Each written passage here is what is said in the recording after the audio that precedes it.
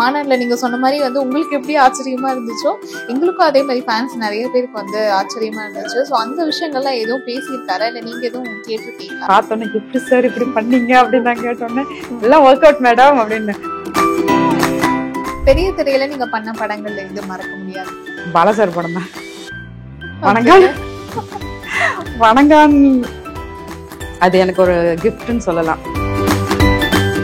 அந்த ஹீரோ எனக்கு சொல்லிக் கொடுத்த அந்த விதங்கள்லாம் பார்க்கும்போது அவ்வளவு அழகு. என் அப்ப கேமரா ஏன்னா போன் எடுக்க கூடாது இல்லைன்னா அவர் நடிப்பை இன்னும் என் கண்ணுல இருக்கு.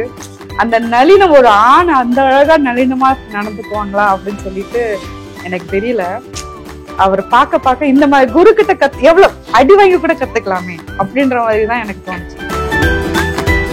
Fitness and hair care tips வந்து சொல்லுங்க. ஹேர் கேரா? ஹேர் கேருக்கு வேர்க்கடலை. வேர்க்கடலை நிறைய டெய்லி சாப்பிடணும். முடியில தான் ஃபர்ஸ்ட் வந்து நமக்கு தெரியும் ஹெல்த் எப்படி ஹெல்த், நம்ம உடம்பு ஹெல்த் எப்படின்றது முடியில தான் ஃபர்ஸ்ட் தெரியும்.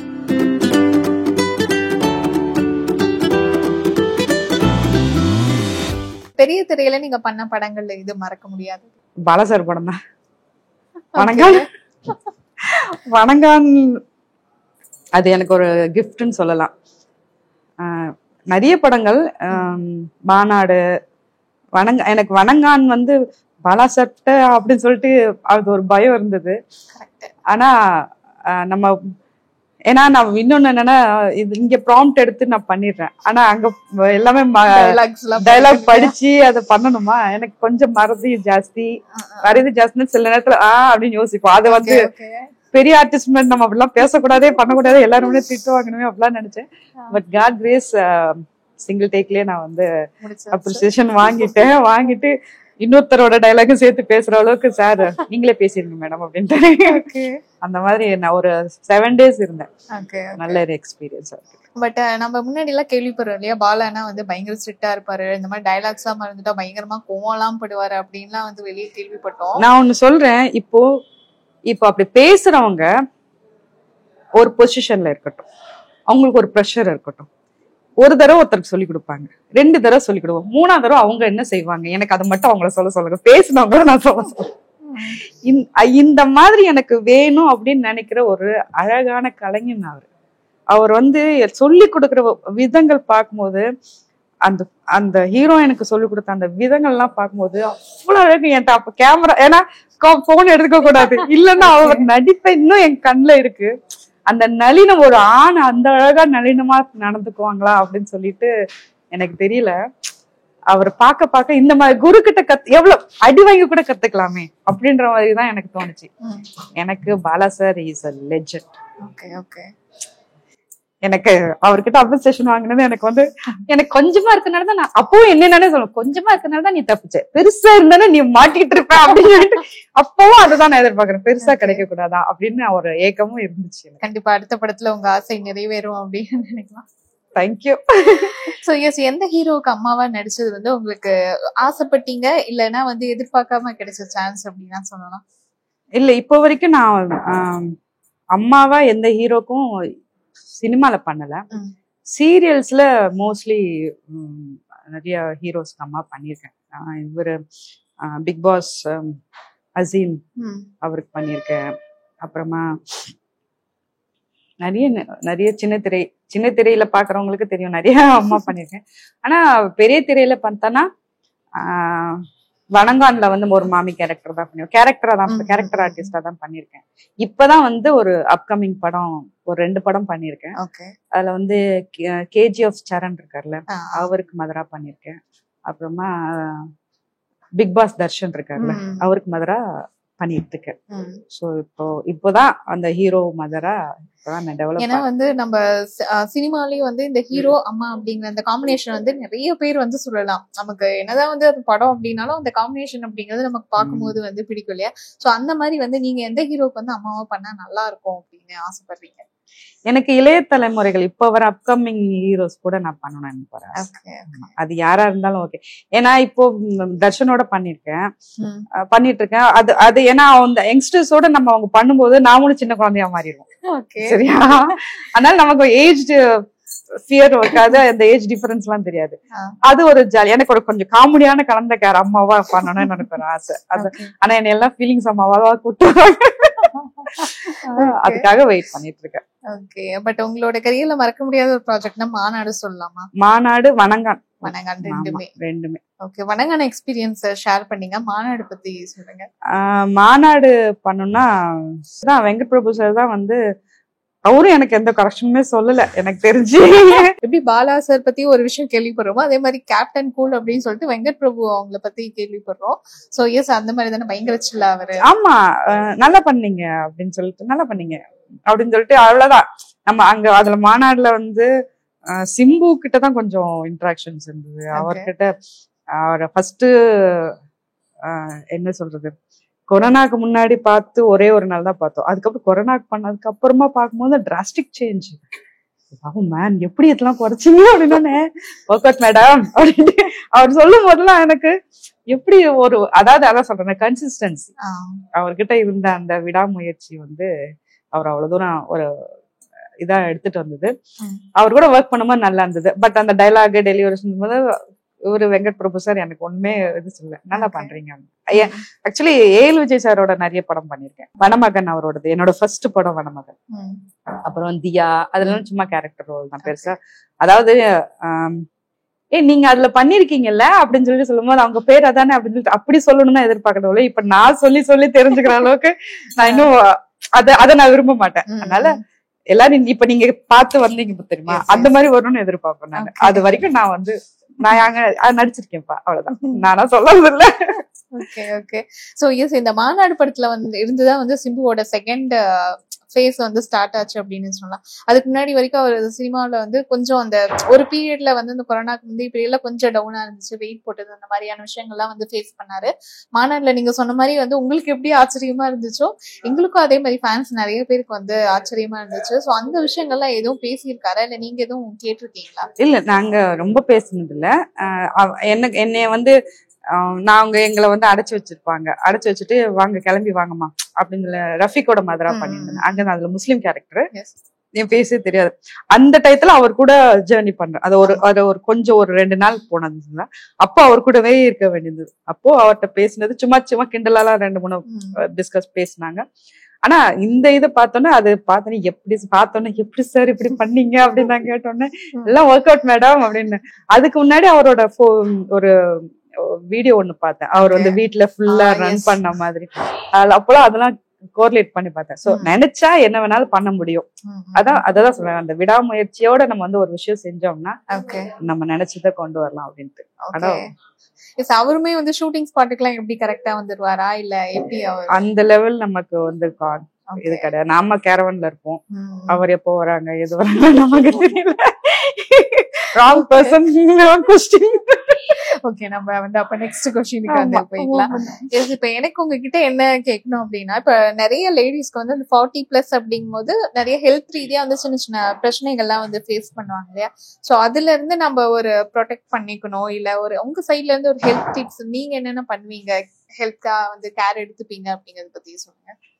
கண்டிப்பா. ஆக்சுவலி வந்து குடும்பத்துக்காக நிறைய உழைப்பாங்க. குடும்பத்துக்காகன்னா புருஷன் நல்லவனா இருந்தாலும் கெட்டவனா இருந்தாலும் அவங்களுக்காக செய்யணும்னு நினைப்பாங்க. குழந்தை எப்படினாலும் 100% குழந்தைகளுக்காக டெடிகேட்டடா நிறைய பண்ணுவாங்க பேரண்ட், அதாவது அந்த ஃபீமேல் கேரக்டர்ஸ். ஆனா ஆஃப்டர், அதாவது நியர் டு 40, 38, 40 அந்த மாதிரி 38ல இருந்து 37ல இருந்து நம்ம ஸ்டார்ட் பண்ணோம் அப்படின்னா நம்மள வந்து கவனிக்க ஆரம்பிக்கணும்.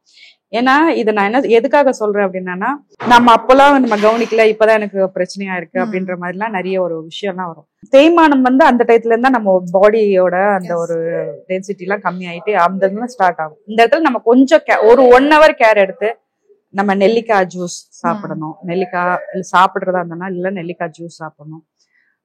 அதுக்கப்புறம் நான் வந்து நிறைய ஜூஸ் நிறைய குடிப்பேன் நான். சோ அந்த மாதிரி அதுக்கப்புறம் நிறைய ஹெல்த் டிப்ஸ் நிறைய இருக்கு. நான் நெல்லிக்காவை ரொம்ப ப்ரிஃபர் பண்ணுவேன். எல்லா விஷயத்துக்கும் நெல்லிக்காய் நல்ல ஒரு சப்போர்ட். சோ அதை வந்து முடிஞ்ச அளவுக்கு வீக்லி ட்வைஸ் கண்டிப்பா எடுக்கணும் அப்படின்றது நான் சொல்றேன். ஏதோ ஒரு ஃபார்ம்ல எடுக்கணும் அப்படின்றது நான் சொல்றேன். Okay okay. அதே மாதிரி வந்து fitness and hair care tips வந்து சொல்லுங்க. ஹேர் கேரா? ஹேர் கேருக்கு வேர்க்கடலை. ஓகே. வேர்க்கடலை நிறைய டெய்லி சாப்பிடுங்க. அதே நேரத்துல ஆயில் வச்சுதான் நம்ம வந்து ஆயில் வச்சா நமக்கு முடி கொட்டும், அந்த கொட்டாது அப்படின்றதுனால ஆயில் இருந்தது ஹீட் ரெடியூஸ். ஸோ அதுக்கு அந்த வேப்பிலை, கருவேப்பிலை, அப்புறம் பொன்னாங்கண்ணி இந்த மாதிரிலாம் போட்டு உங்களுக்கு தெரிஞ்ச ஒரு 4 மெடிசன் இலையை போட்டு கொதிக்க வச்சு அதை எண்ணெய் எடுத்து குளிச்சுட்டு வந்தீங்கன்னா அந்த குளிர்ச்சினால கம்ப்ளீட்டா நம்மளோட பாடி மெயின்டைன் கரெக்டா இருக்கும். ஹேர் டிப்ஸை பொறுத்த வரைக்கும் நான் வந்து வேர்க்கடலை தான். ஏன்னா ஒரு 2 இயர்ஸ் பிஃபோர் வந்து இது வரைக்கும் நான் வந்து ஹேர் டொனேஷன் கொடுத்தேன் நான். அதுக்கப்புறம் எனக்கு நல்ல ஹேர் க்ரோத் இருந்தது. இப்பவும் கட் பண்ண நல்ல ஹேர் க்ரோத் இருக்கு. அது காரணம் நான் வந்து வேர்க்கடலை நிறைய சாப்பிடுவேன். ஸோ அந்த வேர்க்கடலை இருக்கிற புரோட்டீனும் அந்த ஸ்ட்ரென்த்தும் வந்து ரொம்ப நல்லது. ஆக்சுவலா இப்பதான் அந்த வேர்க்கடலை ஹேர் கேருக்கு வேர்க்கடலை அப்படிங்கிற விஷயம் இப்பதான் நான் புதுசா கேள்விப்படுறேன். இல்ல, இது என்னோட பிராக்டிஸ் இது. Okay okay. ஆனா அதுவும் வந்து அதுக்கு சப்போர்ட் பண்ணுது அப்படின்றது காரணம் protein. Okay okay. So protein நமக்கு இருந்தாலே நீங்க வந்து முடி கொட்டுறதுலயே தெரிஞ்சு போயிரும் உங்க உடம்போட ஹீட் எப்படி இருக்கு, ஸ்ட்ரென்த், உங்க பாடியோட ஸ்ட்ரென்த் என்னன்றது தெரிஞ்சிடும். Okay okay. முடியில தான் ஃபர்ஸ்ட் வந்து நமக்கு தெரியும் ஹெல்த், நம்ம உடம்பு ஹெல்த் எப்படின்றது முடியில தான் ஃபர்ஸ்ட் தெரியும்.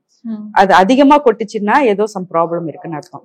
அதே நேரத்துல தலையில பெயின் இருக்கு, பெயின் இல்லை அப்படின்லாம் சொல்றாங்கல்ல, பெயின் இருந்தா கண்டிப்பா ஹெல்தி பாடி. ஏன் அப்படி நான் சொல்றேன்னா, பெயின் வந்து மெடிக்கல் கலந்த ரத்தத்தை குடிக்காது. ஓகே. பியூர் பிளட் தான் அது வந்து சாப்பிடும். ஸோ நம்ம பிளட் பியூரா இருந்தது அப்படின்னா நமக்கு பெயின் நிறைய இருக்கு, ஈர் நிறைய இருக்கு அப்படின்னா அதெல்லாம் இருக்கக்கூடாது. பட் 1-2 இருக்கிறதுனால தப்பும் கிடையாது என்னை பொறுத்தவரைக்கும். நம்ம மெயின்டைன் பண்ணணும். அதுக்குன்னு தலையில டெய்லி ஹேர் வாஷ் பண்றது அதெல்லாம் ரொம்ப தப்பு. நானும் அப்படிலாம் பண்ணவே மாட்டேன். நம்ம நேச்சுரல் ஹேர்ல இருக்கிற ஆயில் வந்து ப்ரொடியூஸ் ஆகும். அது வந்து கொஞ்ச நேரம் சஸ்டெயின் ஆகணும் நம்ம இதுல. ஸோ இதெல்லாம் வந்து ஒரு ஹேருக்கு உண்டான ஹெல்த் நான் பார்த்த வரைக்கும். நான் இதெல்லாம் என்னோட லைஃப் பிராக்டிஸ். நான் எங்கேயும் படிச்சுலாம் பண்ணதில்லை, நம்மளே வந்து செல்ஃபா ரியலைஸ் பண்ணதில்லை. அது எனக்கு நல்லா இருக்கு. ஆக்சுவலா ஏன் இந்த கொஸ்டின் வந்து கேட்டேன் அப்படின்னா, இப்ப நீங்க வந்து ஒரு 40+ உள்ள ஆக்டிங்க்கு என்ட்ரி ஆகும்போது அதுக்கு முன்னாடி வரைக்கும் உங்க லைஃப் ஸ்டைல் அப்படிங்கிறது வேறையா இருக்கும். பட் இங்க உள்ள வந்ததுக்கு அப்புறம் நிறைய இந்த ஹேர் ப்ராடக்ட்ஸ் வந்து யூஸ் பண்ண வேண்டியதா இருக்கும், ஹீட்டிங் டூல்ஸ் எல்லாம் வந்து எடுக்க வேண்டியதா இருக்கும். நான் எடுக்க மாட்டேன். நான் எடுக்க மாட்டேன். நான் என்னன்னா, இப்ப இருக்கிற யங்ஸ்டர்ஸ் வந்து ஃபேஷன் அப்படின்னு சொல்லிட்டு அன்னெசரி இது வந்து என்னோட இதுக்கு என்ன ப்ரொஃபஷனுக்கு தேவை அப்படின்னா நீங்க யூஸ் பண்ணலாம். இல்லைன்னா அன்னெசரி நீங்க வந்து தயவு செஞ்சு பண்ணவே பண்ணாதீங்க. ஏன்னா அதுல ஒரு அழகு இருக்கு. நம்ம சைனீஸ்லாம் வந்து ஹேரை வந்து ஒரு ப்ரைடா நினைப்பாங்க, அவங்க அதை ஒரு மகுடமா நினைப்பாங்க. உண்மைக்கும் ஹேர் இருந்தாதான் வந்து நிறைய பேருக்கு ஒரு அழகு. அது ஒண்ணு கிரே ஹேர் இருந்தாலே அது ஒரு கவலை, கிரே இல்லாம இருக்கிறது ஒரு ஹாப்பினஸ். ஸோ நமக்கு தெரியாமலே நமக்கு ஹேரோட மதிப்பு வந்து நம்மள அறியாமலே நம்ம வந்து அதை ஸ்பாயில் பண்ணிட்டோம். ஸோ அன்லெஸ் நமக்கு வந்து இது வந்து என்னோட ப்ரொஃபஷனுக்கு இது தேவை, அதனாலதான் இந்த கலரிங் பண்றேன், இந்த ஸ்ட்ரைட்னிங் பண்றேன், இந்த ஹீட்டர் போடுறேன் அப்படின்றது இல்லைன்னா நேச்சுரலாவே நீங்க பண்ணுங்களேன். எதுக்காக தலையை பின்னி போட்டா மட்டும்தான் தலையை பின்னி போடும்போது அந்த ரத்த ஓட்டம் வந்து ஃபுல்லாவே அந்த தலை வாரும் போதே உங்களுக்கு வந்து அந்த ஒரு இது இருக்கும், மசாஜ் வந்துடும். வந்து அது பின்னி போடும், நைட்டு பின்னி போடும்போது அந்த ரத்த ஓட்டம்லாம் ஒரு இடத்துல அப்படியே கன்சியூம் பண்ணிக்கும். நீங்க லூஸ் பண்ணும்போது அதோட இது growth வந்து நல்லாவே இருக்கும். நீங்க அதை பிராக்டிஸ் பண்ணி பாருங்க.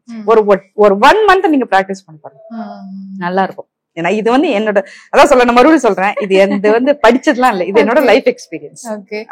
அதே மாதிரி இப்போ எப்படி அந்த ஆக்டிங் ஃபீல்டுக்குள்ள எப்படி தேவைப்படுறது அந்த ஹீட்டிங் டூல்ஸ் எல்லாம் யூஸ் பண்றது, அதே மாதிரி வந்து இந்த ஹெவி லைட்ஸ் எல்லாம் இருக்கும், நீங்க மேக்கப் எல்லாம் வந்து போடணும். ஸோ அதுலயும் வந்து ஏதாவது ஸ்கின் டேமேஜ் அப்படிங்கறதுலாம் உங்களுக்கு இருந்துச்சா, இல்ல நீங்க என்ன கேர் பண்ணிப்பீங்க?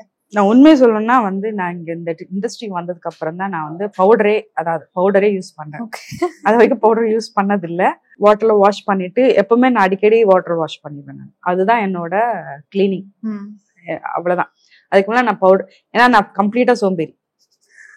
என் மேக்கப்ன்றது சொல்லணும் அப்படின்னா அந்த கான்சியஸ், அதாவது ஸ்கின் கான்சியஸ் அப்படிலாம் கிடையவே கிடையாது. கம்ப்ளீட்டா நான் சோம்பேறி, பவுடர் கூட போட மாட்டேன். இங்க வந்து வேற வழி இல்லாம செட்டுக்கு வந்தா மட்டும் தான் போடும், இல்லன்னு எல்லாத்தையும் வைப் பண்ணிட்டு வீட்டுல சும்மாதான் உட்காந்துருவேன். சோ அதனால ஸ்கின்னை பொறுத்த வரைக்கும் எனக்கு நல்லாவே இருந்தது. இப்போ நான் வந்து அதை மெயின்டைன் பண்ணும், சஸ்டெயினா ஏஜ் ஆயிட்டு இருக்கு நமக்கு. ஸோ அதை மெயின்டைன் பண்ணும், சஸ்டெயின் பண்ணும் அப்படின்றதுக்காக சில ரெமெடிஸ், இந்த பால் ஏடு இருக்குல்ல, அதை வந்து நைட் அப்ளை பண்ணிட்டு கொஞ்ச நேரம் அதெல்லாம் அப்ளை பண்ணிட்டு வாஷ் பண்ணிடுவேன் நான். ஆயில், அந்த ஆல்மண்ட் ஆயில் வச்சு ஃபேஸ் இது பண்ணிக்க க்ளீன் பண்ணுவேன். கிளென்சிங்லாம் நான் யூஸ் பண்ணவே மாட்டேன். ஸோ கம்ப்ளீட்டா என்னோட ரெமெடி ஹோம் ரெமெடி தான். எஸ், நிறைய பேர் வந்து ஃபாலோ பண்ணுவாங்கன்னு நினைக்கிறீங்க. ஏன்னா நீங்க சொல்றது அப்படிங்கிறது சிம்பிளாவும் அக்சஸ் பண்ணிக்கிற விதமாவும் இருக்கு. ஸோ உங்ககிட்ட இருந்து ஒரு விஷயம் என்ன நான் கேட்டு தெரிஞ்சுக்கணும் அப்படின்னா, எனக்குன்னு இல்லை, இப்ப இருக்கிற யங்ஸ்டர்ஸ்க்கே ரிலேஷன்ஷிப் அட்வைஸ் அப்படின்னா வந்து நீங்க என்ன சொல்றீங்க? நட்புக்கும் உறவுகளுக்கும் ஒரு சின்ன வித்தியாசம் உண்டுங்க. விட்டு கொடுக்கறது இல்ல, ஆனா அத பேரண்ட்ஸே சொல்லி கொடுக்கறது இல்ல. சின்ன வயசுல சொல்லி கொடுத்துடுறாங்க, ஆனா பெருசானோன்னு அவளுக்கு என்ன அவ்வளவு பேச்சா அப்படின்னு பேரண்ட்ஸே ட்விஸ்ட் பண்றாங்க. ஆனா நீ விட்டு கொடு, பண்ணு, பரவாயில்ல அப்படின்னு சொல்லிட்டு சொல்லி கொடுத்த அந்த சகிப்பு தன்மையை பேரண்ட்ஸ் சொல்லி கொடுக்கறது மட்டும் இல்லாம அது தன் வாழ்க்கையிலயும் அவங்களுக்கு நிரூபிக்கணும். அது நடந்து அதே மாதிரி நிரூபிக்கணும்.